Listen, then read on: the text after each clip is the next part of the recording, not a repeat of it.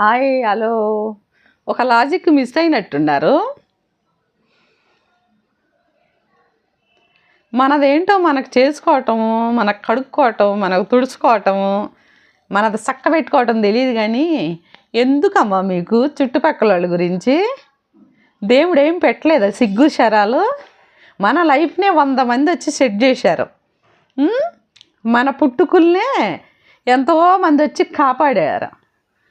మన బతుకులు బజారుని పడుతుంటే ఎంతోమంది వచ్చి ఆదుకున్నారు. సిగ్గు లేకుండా, శరము లేకుండా, ఇది ఇట్లాగా అది అట్లాగా. అవునులే, తిన్నది అరగాలిగా, అందు గురించి ఇవన్నీనా? ఒక సంగతి తెలుసా మీకు? కరెక్ట్గా ఉండే వాళ్ళకే, మంచి వాళ్ళకే, పుణ్యాత్ములకే కష్టాలు వస్తాయి. అర్థమైందా? అవి దుమ్ముతో సమానం. ఉఫ్ అని ఊదెత్తే వెళ్ళిపోతాయి దేవుడు తలుచుకుంటే. అర్థమైందా?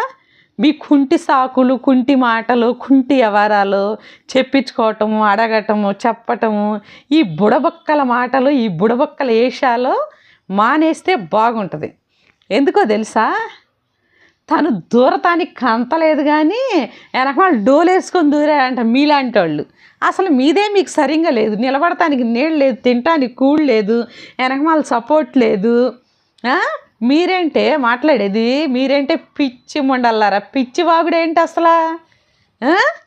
ఏంటి అసలు? మీకే అన్నీ తెలిస్తే ఒకళ్ళ గురించి అసలు మాట్లాడరు, ఒకళ్ళ గురించి అసలు చెప్పించుకోరు, వినరు. వాళ్ళ ధ్యాసలోనే మనం ఉండం. ఎందుకు చెబుతున్నానో తెలుసా? నేటి కాలంలో మనుషులు చాలా బిజీగా ఉన్నారు. వండుకుంటాం, తింటాం, సంపాదించుకోవటం, ఏమన్నా అవసరమైతే అంతా ఎంత ప్రజాసేవ చేయటం. అలాంటి పనులు మీకేమీ లేవని ఇది రుజువా? కొంపల మీద పడి, వాళ్ళ ఫోనుల మీద పడి చెప్పించుకోవటం, చేయటం. ఏం పీక్ కట్టలు కడతారు? ఏమన్నా ఎలగబెడతారా? అసలు మీకే గతి లేదు సరిగ్గా. మీరేమి ఎలగబెడతారు? ఈ మాట అంటే కోపం వస్తుంది కదా? నాకు కూడా కోపం వస్తుంది.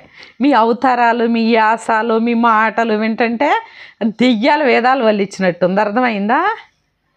అర్థమైందా? నోరు మూసుకొని ఎవరి పని వాళ్ళు చేసుకుంటే ఇప్పటికైనా బాగుంటుంది. ఈ సొల్లంతా ఆపేసేయండి.